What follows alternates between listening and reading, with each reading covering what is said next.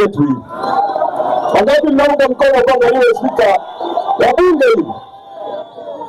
Ili tujadili hoja.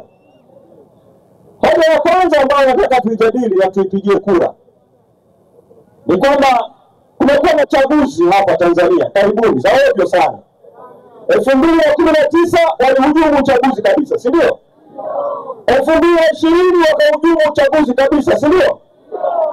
Baada ya uchaguzi wa 2020 Magufuli alipotwaliwa na Mwenyezi Mungu, rais alipoingia mwaka 2022 mwezi Mei, alituita Ikulu hapo Chamwino. Tukafika. Mimi nilikuwepo, Mheshimiwa Heche alikuwepo, wakati wa mwenyekiti alikuwa Freeman Mbowe. Tukaeleza matatizo yaliyotokea 2019, 2020, matatizo ya miaka ya utumishi wa Rais Magufuli. Rais akakiri mbele yetu kwamba chaguzi za 2019, 2020 zilikuwa za ovyo sana. Lakini akasingizia haya ni Magufuli. Akatuuliza mnataka nini? Tukamweleza hoja 11, lakini hoja 2 tazisema hapa kwa ufupi sana. Moja, tukamwambia kuinusuru nchi yetu na matatizo makubwa ya muda mrefu katika taifa, tunahitaji tuendeleze na tukamilishe mchakato wa katiba mpya. Tukamkumbusha mchakato ulikwamia kwenye rasili ya Warioba. Wakati mchakato unakwama, tukamwambia wewe ndio ulikuwa makamu mwenyekiti wa bunge maalum ya katiba, sita akiwa mwenyekiti wa bunge, tulikuwa nao 2014 hapo bungeni. Akatueleza tutanyeje kwa mchakato. Tukamweleza vyombo vyote vya kuunda sheria za kubadilisha ratiba ili kabla ya uchaguzi wa mwaka 2024 Tanzania ipate katiba mpya.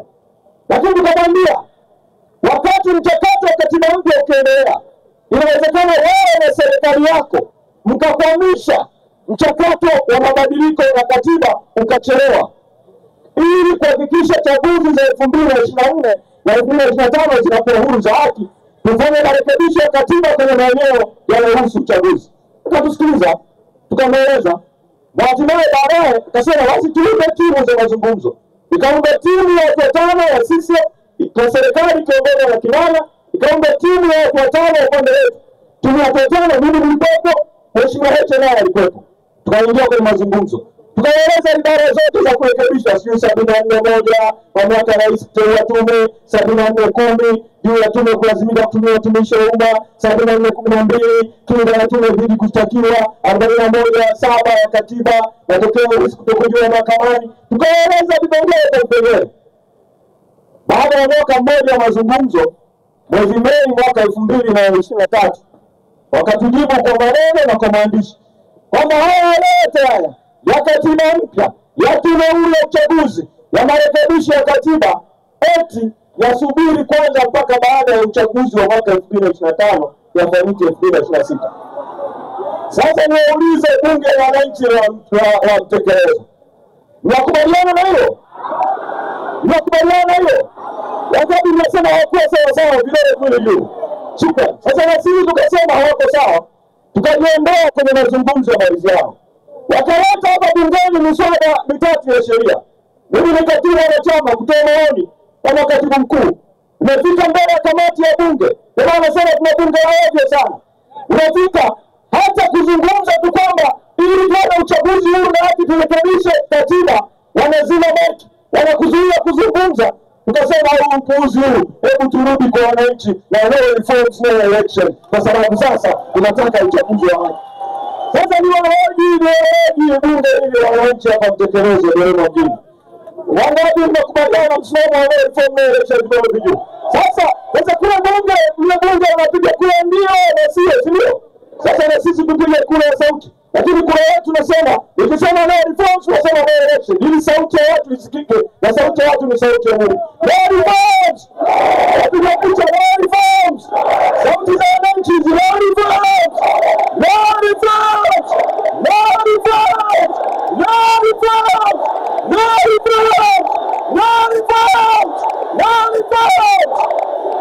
Sasa baada ya msimamo kwa msimamo wa wengi huu,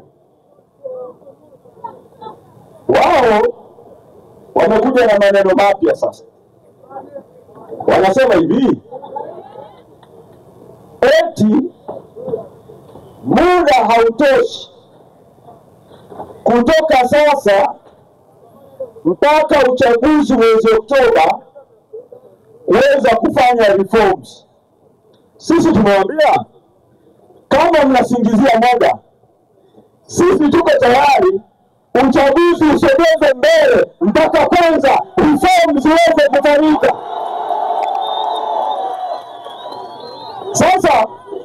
Sasa baada ya kusema msimamo huu, wao wanasema kwamba huu msimamo huu ni wa kwenu viongozi, sio msimamo wa wananchi. Wananchi wamejiandikisha kupiga kura, na wananchi wanahitaji kupiga kura mwaka huu kwa mazingira haya. Ni kweli? Ni kweli? Sasa ni waoji bunge hili ya wananchi hapa, wangapi mko tayari uchaguzi usogezwe mbele? Usogezwe mbele, hata ikibidi kusogezwa mbele uchaguzi, mko tayari? Sasa sio mikono, hebu kunja ngumi ili wasikie na waone ishara. Na tunasema kwa pamoja bunge hili, tuko tayari uchaguzi uahirishwe. Tuko tayari uchaguzi uahirishwe. Tuko tayari uchaguzi uahirishwe. Tuko tayari uchaguzi uahirishwe. Tuko tayari uchaguzi uahirishwe. Asante. Sasa wao wanasema kwamba unajua uchaguzi ukiahirishwa tutakuwa tunavunja katiba kwa sababu uchaguzi lazima ufanyike. Nataka niwakumbushe, Tanzania ilipoingia kwenye mfumo wa vyama vingi mwanzoni, uchaguzi wa serikali za mitaa, vijiji na vitongoji ulikuwa unafanyika sambamba na uchaguzi wa udiwani. Yaani ulikuwa unachagua udiwani, unachagua na vijiji na mitaa. Baadaye serikali ikaamua kutenganisha uchaguzi wa vijiji na mitaa na uchaguzi wa udiwani. Madiwani wakaongezewa muda mwaka mmoja, wakakaa mwaka mmoja zaidi ili waje kufanya uchaguzi pamoja na ubunge mwaka unaofuatia, kwa serikali kuleta bungeni sheria ya kurekebisha tarehe ya uchaguzi wa udiwani, na madiwani wakaongezewa mwaka mmoja. Hivyo kwenye swala hili la kuwezesha uchaguzi huru na haki, hakuna kisingizio cha kuvunja katiba. Ni kiasi cha Rais Samia kuja hapa Ikulu ya Chamwino Dodoma, akaita baraza la mawaziri, hata kesho akapeleka bungeni tukupitia kwa waziri wa katiba na sheria mswada wa sheria wa kuongeza mwaka mmoja ili kuruhusu hapo katikati marekebisho yafanyike kuwezesha uchaguzi huru na haki bila kuvunja katiba. Jambo hilo linawezekana kabisa. Sasa naomba niwahoji bunge hili la wananchi hapa Dodoma mjini, wangapi mnataka Rais Samia apeleke bungeni huo mswada waongeze huo muda marekebisho yafanyike? Naomba vidole viwe juu. Naomba vidole viwe juu. Naomba vidole viwe juu. Watu wa usalama, watu wa Rais Samia, mnasikia kauli ya wananchi. Sauti ya watu ni sauti ya Mungu. Inawezekana kabisa jambo hili kufanyika. Inawezekana kabisa. Sasa ndugu zangu, niseme hoja nyingine ya nne kwenye bunge hili na tulifanyia uamuzi. Sisi tulipoweka msimamo wa no reforms no election, na msimamo huu ukawa kwenu wananchi, chaguzi ambao mnaathirika kwenye kupiga kura na uwizi wa uchaguzi, kwenye mamlaka yenu ya kuamua viongozi wanaotaka kuporwa.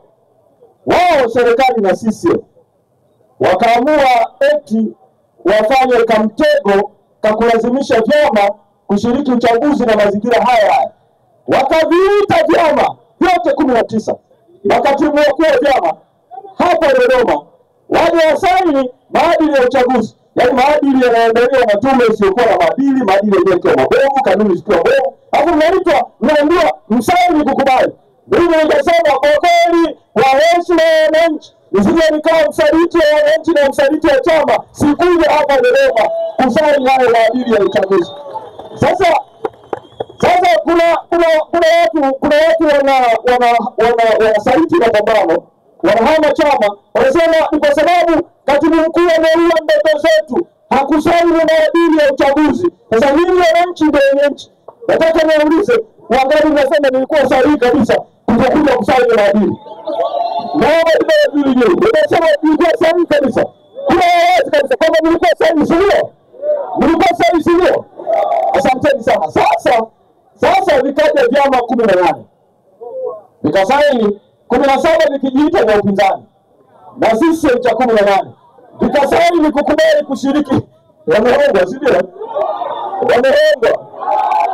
Wameomba, sio? Wapiga dili, sio? Sasa hao baada ya kuhongwa na watawala na kuahidiwa hongo kwamba baadhi yao watapewa majimbo, hongo ule ambao Magufuli alidanganya NCCR hapa akaiachia mtaani, wamedanganya hongo ule tena wakasaini. Sasa baada ya kuwa wamesaini, mimi naomba Dodoma mjini hapa, kikija chama chochote kinachojiita cha upinzani, mama wangu kama amesema nafanya nini? Nafanya nini?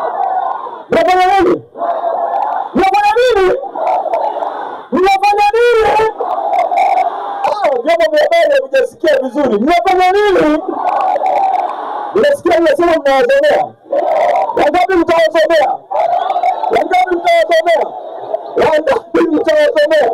Hii kura ya watu, kura ya wananchi. Mimi nawashukuru sana kwa huo msimamo, kwa sababu dhamira ya serikali na CCM ni kutaka kuvitumia hivyo vyama kuonyesha kuna ushiriki wa vyama kwenye uchaguzi, kuahirisha uchaguzi haramu ambao tumeshakubaliana na reforms na elections, sio? Kwa hiyo nawaomba huo msimamo mlioamua kuchukua mtekeleze kweli kwa vitendo. Sasa sisi wengine, watu ndugu yangu pale mmoja anasema tusije tukawaangusha.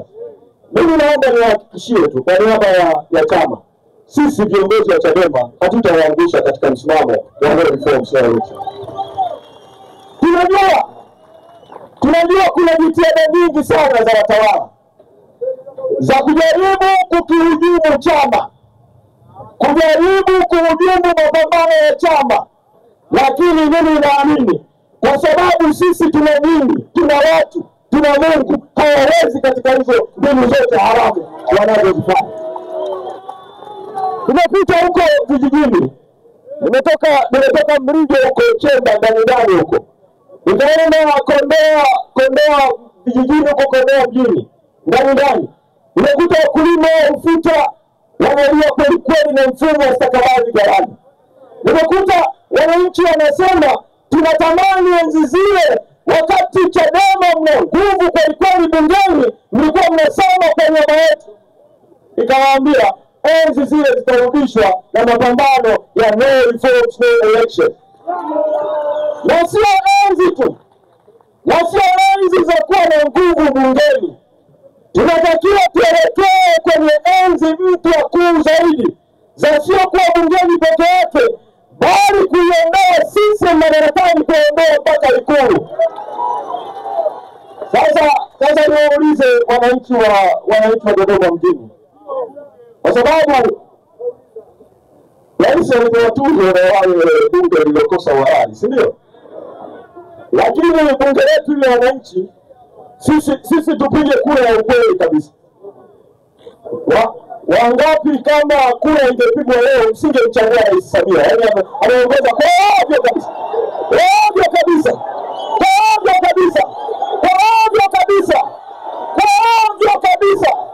Sasa rais anamwoni hastahili kupewa tuzo, anastahili kuendelea madarakani kwenye uchaguzi huru na haki.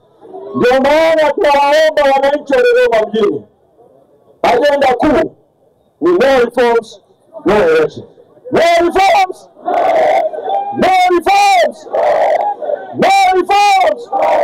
Ndugu zangu wa Dodoma, kuna mengi ambayo ningezungumza, lakini nataka tuwe muda mrefu zaidi wa makamu mwenyekiti bara Mheshimiwa John Heche kuzungumza kwa niaba yetu wote.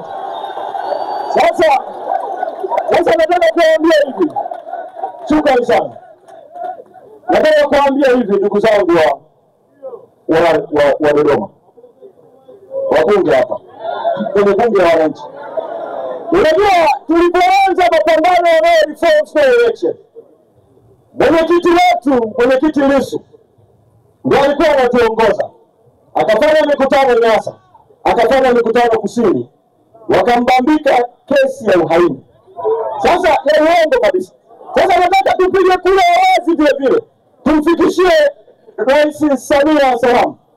Mimi naamini mwenyekiti wetu Lissu aliyepigwa risasi kwa ajili ya kutetea watu katikati ya kikao cha bunge, alikuwa mstari wa mbele wa mapambano ya no reform no election, sio haini. Ni kesi ya uongo, sio? Sasa wangapi mnasema Lissu sio haini? Naambia Samia kwamba Lissu sio haini. Lissu sio haini, sio? Lissu sio haini, sio? Sasa tupige kura nyingine wazi kwa utawala kama wananchi. Sisi tunataka mashtaka haya dhidi ya Tundu Lissu, Rais Samia afute mara moja. Amaagize DPP afute hayo mashtaka. Kama aliondoa mashtaka dhidi ya aliyekuwa mwenyekiti wetu wakati wa Mbowe ya ugaidi, naamini hata haya ya uhaini ya Lissu yanaweza kuondolewa. Wakati mnataka Rais Samia aondoe mashtaka dhidi ya Lissu yote, sio? Samia ana mashtaka kwa Lissu, sio? Ana mashtaka kwa Lissu, sio? Ana mashtaka kwa Lissu, sio? Sasa wao wakaamini kwamba wakimshikilia Lissu eti atakwamisha no reforms no election. Sasa tukakaa na makamu mwenyekiti wetu kuongoza viongozi, tukamuuliza na mwenyekiti Lissu mwenyewe. Mwenyekiti Lissu akasema namna bora ya kulipambania sio nyinyi mahakamani Dar es Salaam na gerezani, ni nyinyi viongozi kushirikiana na wananchi kuendelea na mapambano ya no reforms no election mpaka kieleweke. Wakati wale wanatokea, hata mwenyekiti Lissu anakamatwa, mimi kwa kweli sikuwepo kabisa kwenye mikutano ya hadhara. Nilikuwa kwenye mafunzo ya viongozi na kuendesha kazi za ofisi ndani. Kwa Chadema ni kama timu fulani hivi na kikosi kipana sana. Yaani ukimtoa mchezaji mmoja, yaani ukamweka Lissu gerezani, ukamweka kama umeweka benchi hivi, chama kikaamua katibu mkuu toka kama super sub, ingia uwanjani na wewe panda jukwani ili uhutubie kwenye mikutano ya hadhara. Sasa akimkamata nini? Akimkamata wote, bado tuna kikosi kipana, tutaendelea na mapambano kwa sababu kikosi kitu kikuu ni nini? Nguvu ya umma. Kunja ngumi kama ishara ya nguvu ya umma. Nikisema najivunia nini, mnasema nguvu ya umma. Tunajivunia nini? Tunajivunia nini? Sasa tuiseme kwa Kiingereza, umma ni watu na watu kwa Kiingereza ni people na nguvu ni power. Kunja ngumi tuiseme nguvu ya umma kwa Kiingereza. Sokota, sokota, sokota, sokota, sokota.